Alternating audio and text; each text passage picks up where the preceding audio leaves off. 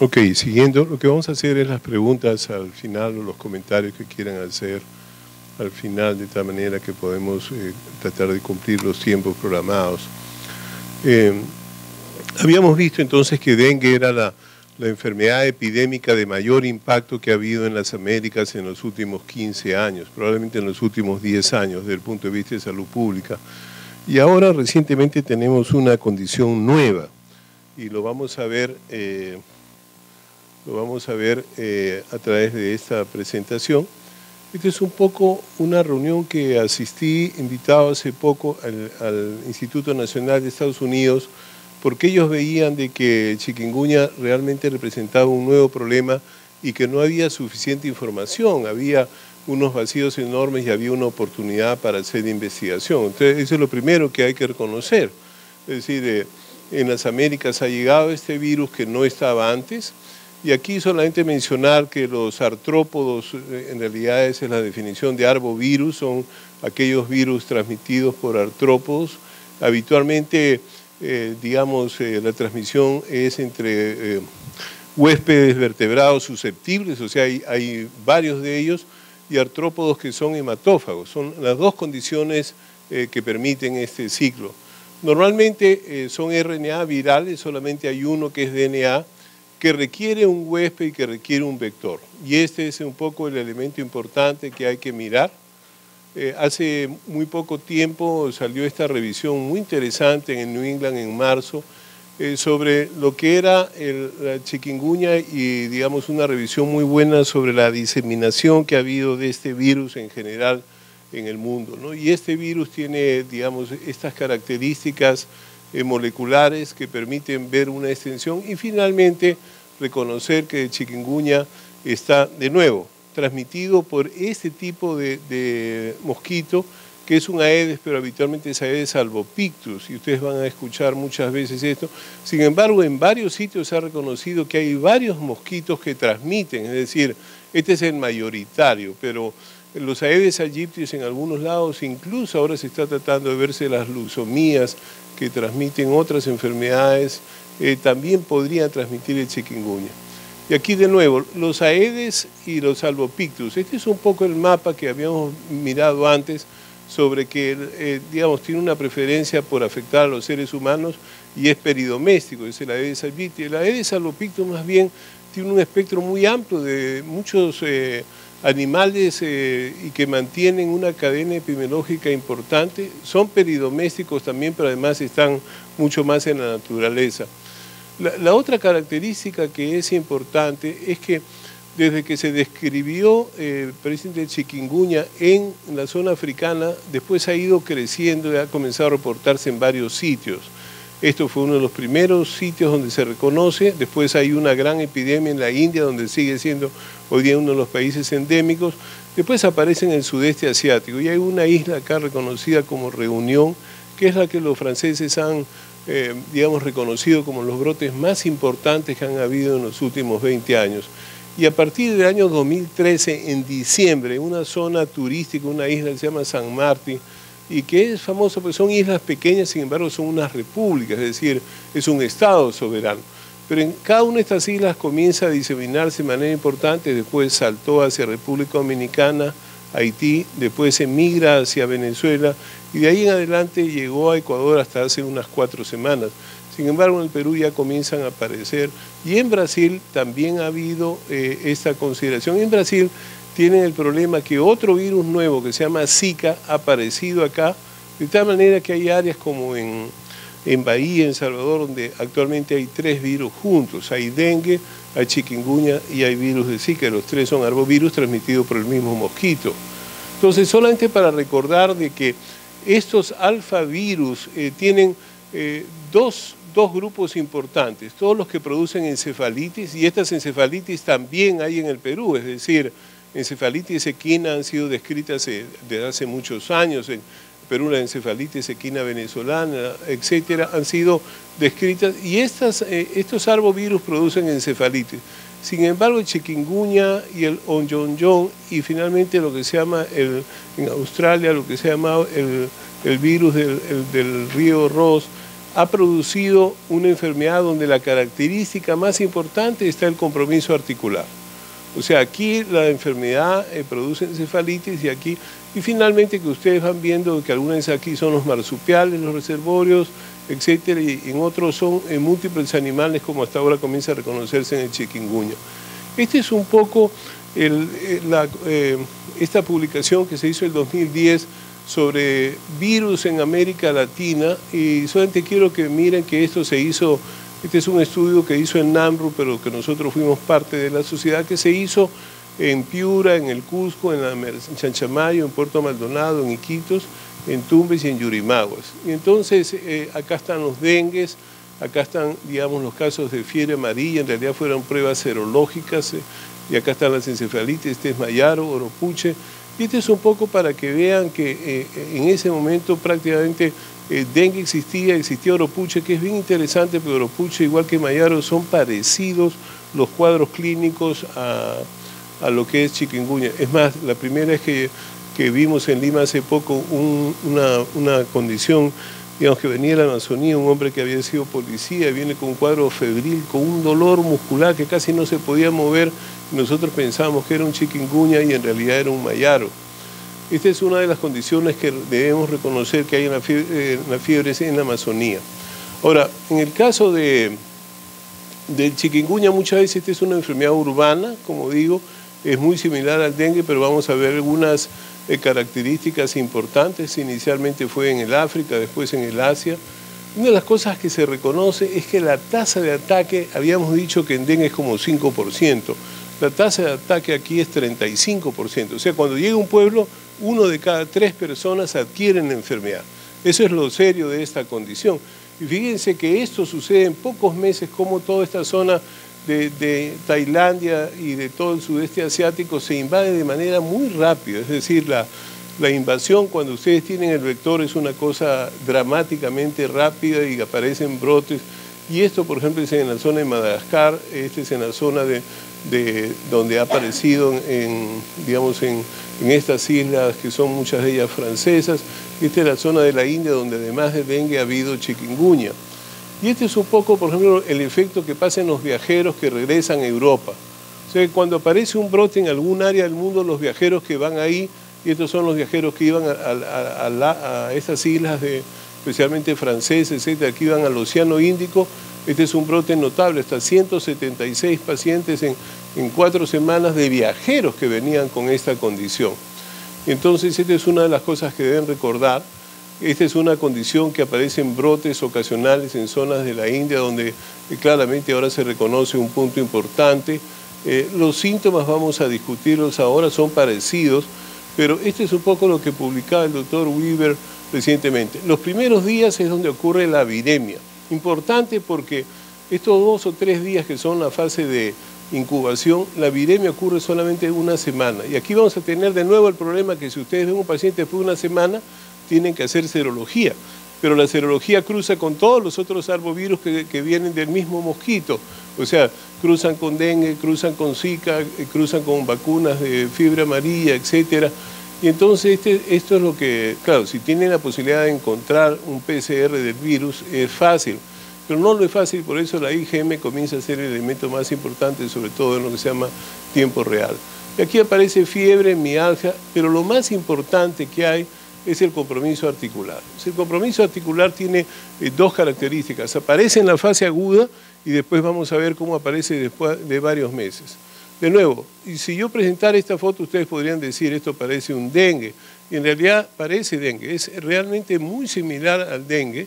Y si uno mira, yo tengo una foto igual de un paciente con dengue que puse mi mano y que quedó así. Este es un paciente que tiene chikungunya que tiene lo mismo, es decir, una reacción y uno pone la mano y al minuto toma esta foto y queda como una huella ahí. Pero lo más notable es estas lesiones. Es un compromiso articular que ustedes lo ven aquí, por ejemplo, que no lo tienen pero que comienza a ser simétrico agudo, con mucho dolor, mucho malestar. Y habitualmente son simétricos y habitualmente tienen las manos y los pies. O sea, una de las características importantes es que comienzan en un lado pero rápidamente se extienden, pero además hay una tenosinovitis, que esa es una de las características únicas, porque cuando uno ve un paciente con chikungunya y compromiso articular es muy difícil que sea otro diagnóstico clínico, es decir, la sensibilidad clínica de esta presentación es extremadamente frecuente. Y esto es un poco lo que ustedes ven. Estas fotos pertenecen a los franceses que han publicado varias cosas en la isla de Reunión, que no solamente hay compromiso articular, sino hay una inflamación aquí notable, aún en las dos rodillas, de manera importante. Pero la otra cosa importante que tiene el chikungunya es que después de 3 meses, después de 4 meses, 1/3 de estos pacientes comienzan a tener compromiso articular. Entonces se dice que esta es una enfermedad de baja mortalidad, pero sin embargo tiene una morbilidad muy importante. Ustedes imagínense que son, digamos, médicos que hacen procedimientos, o una enfermera, o un odontólogo, o un ingeniero que tiene que trabajar con sus manos, o una madre que tiene que cuidar a su bebé, realmente no va a poder hacer por el tremendo dolor.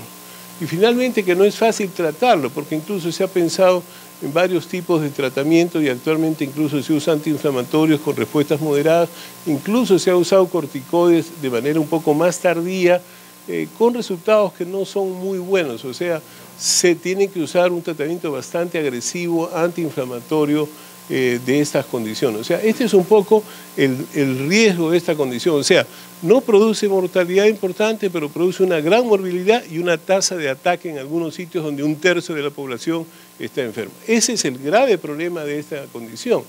Ahora, existe una segunda forma, que esa es la forma que justo nosotros, el grupo de Cayetano, con los reumatólogos y con la doctora Graciela Alarcón, estamos tratando de hacer un plan para mirar qué representa esto, por qué después de meses algunos pacientes comienzan a tener lesiones articulares de una forma crónica.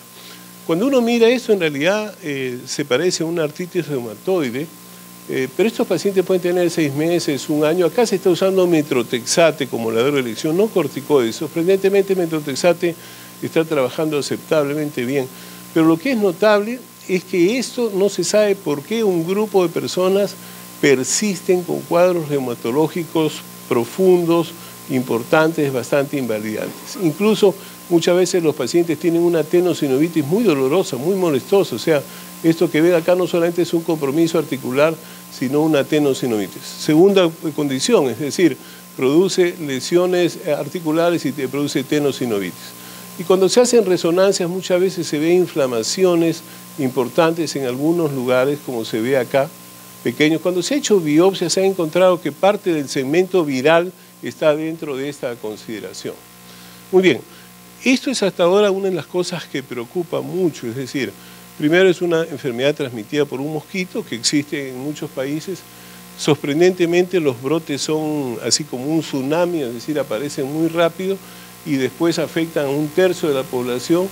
La mayoría de este tercio son bastante sintomáticos y de ellos 1/3 después de 6 meses siguen teniendo compromiso articular. Pero se decía que no había muerte por chikungunya, es una enfermedad tranquila, es una enfermedad que no produce muerte. Y Jaime Torres, que es el director del Instituto de Medicina Tropical en Venezuela, con un grupo comenzaron a publicar algunas cosas. Veamos qué cosas publicaron. Formas atípicas, formas severas en algunos pacientes que ellos tenían que hospitalizar.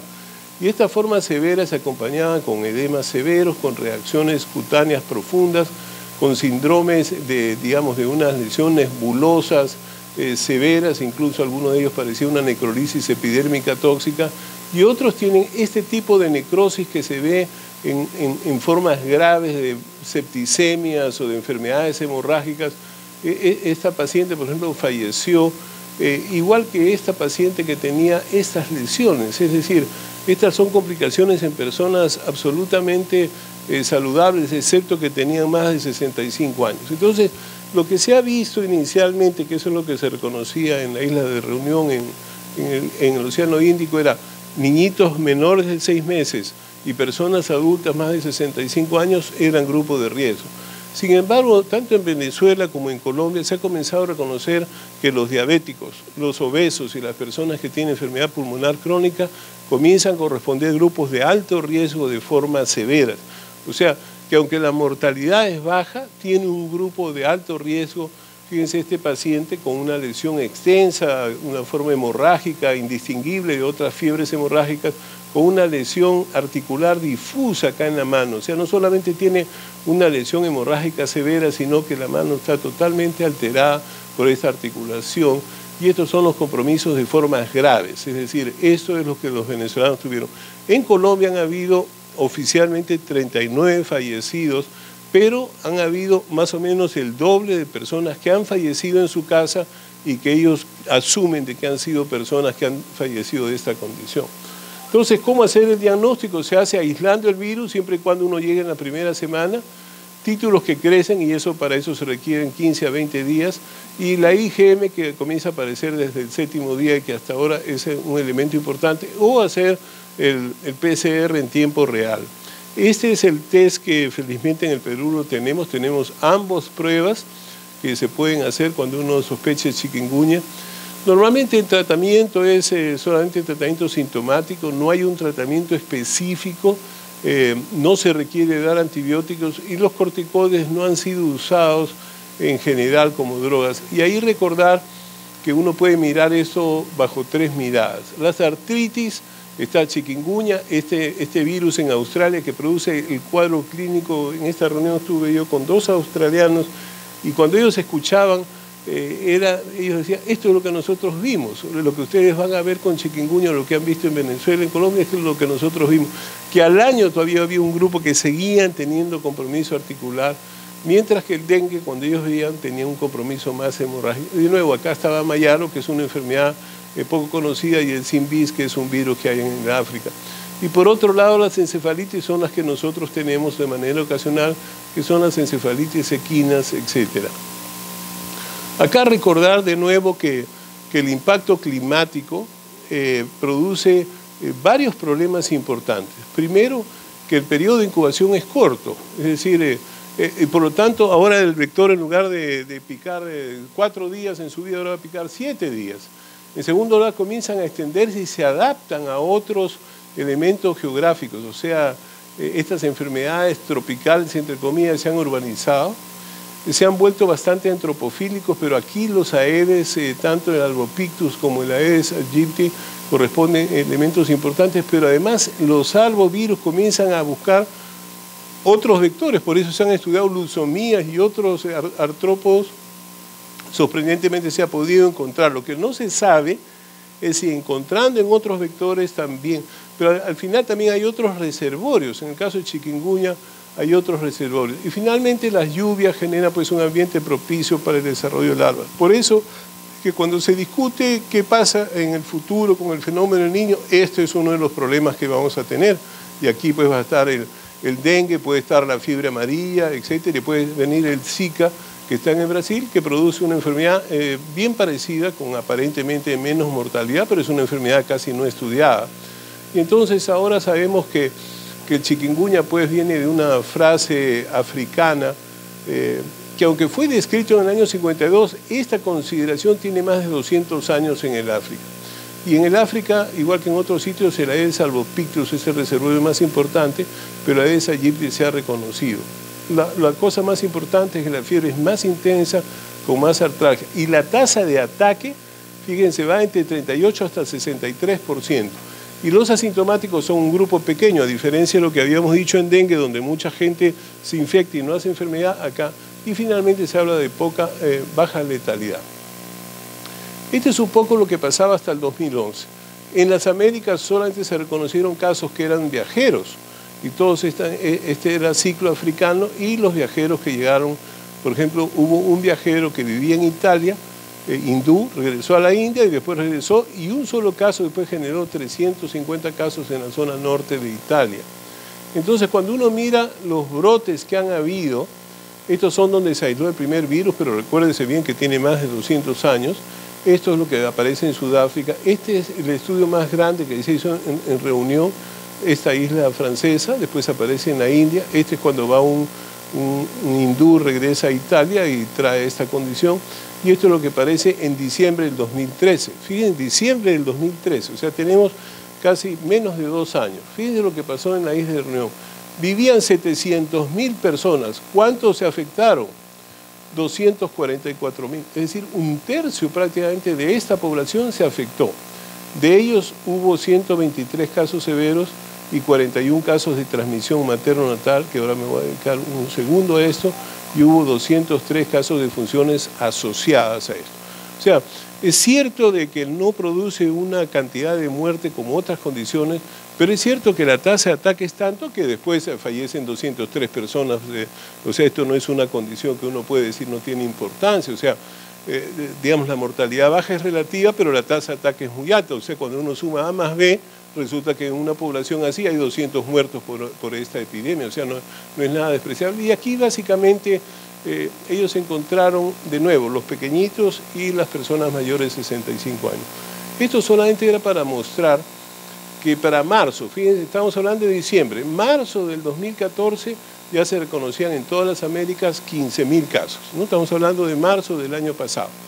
Y aquí lo que se hace es la discusión entre los cuadros clínicos, se insiste en que tiene una forma aguda, tiene una forma subaguda y tiene una forma crónica, concepto importante, y por eso se describe esta condición. Y ahí se insiste en esta condición de los dolores articulares y el RAS de manera temprana, y después se hace una tabla de comparación entre el dengue y la fiebre chikungunya. Por ejemplo, el chikungunya da fiebre mucho más alta, da menos mialgia, pero da mucho más altraje en comparación del dengue. La erupción es mucho más extensa, las displasias hemorrágicas son muy raras y son frecuentes en dengue, el choque es más frecuente en dengue, la leucopenia es más frecuente en dengue, la linfopenia es más frecuente en esta consideración, la trombocitopenia, etc. Estos cambios hematológicos suceden más en dengue. Fíjense lo que sucede en República Dominicana. Estos son varios distritos, pero fíjense los casos, entrevistaron casa por casa, y fíjense la tasa de ataque, 66%, 48%, 37%, aquí 16%, y en este sitio todavía no había llegado. O sea, la tasa promedio fue 42%. O sea, ese es un poco lo que había, y eso es lo que se reconoce. Y esto es lo que pasa. Esta es la chica que comienza a caminar, y esto es cuando ya está doblada, parecida a la gráfica africana. Estos son los rash que son bastante extensos y sorprendentes que había en esta zona, y creo que hay que mirarlo bien. De todas maneras, ahora quiero mencionarles la mortalidad. En Puerto Rico ha habido 28 casos de muerte, fallecen en las primeras 3 semanas, habitualmente la edad promedio son 59 años, pero se da en los chiquitos pequeños y a partir de las personas mucho mayores. Un tercio de estos pacientes habían fallecido en la casa y 93% tenían alguna comorbilidad, concepto importante a mirarlo. Entonces, eso es lo que pasa en ese momento en Puerto Rico. Después se comienza a buscar tratamiento. Esta droga es una droga que solamente ha sido aprobada para el Japón para gripe, y sorprendentemente en los modelos animales ha tenido una tasa de cura del 100%. Este es un arbovirus creado en Israel que es interesante porque lo hace susceptible a vertebrados pero no al ser humano, y por lo tanto es posible que las vacunas tengan que ver con este virus. Y finalmente este es un tema que además es bastante difícil mirarlo, que es el siguiente. Que si uno tiene una madre que está embarazada en los últimos días, en las últimas semanas, solamente en ese momento, la transmisión en ese momento es del 50% hacia los bebés. Pero todos esos bebés transmitidos, 1 de cada 2 son sintomáticos, pero la mitad de ellos hacen formas severas del sistema nervioso central.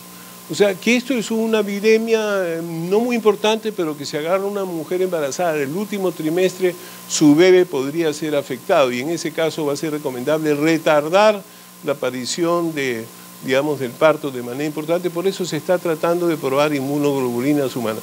Acá déjenme hacer una reflexión, porque hace poco un ex ministro dijo que hacer investigación en niños era un asesinato, un desatino absolutamente increíble.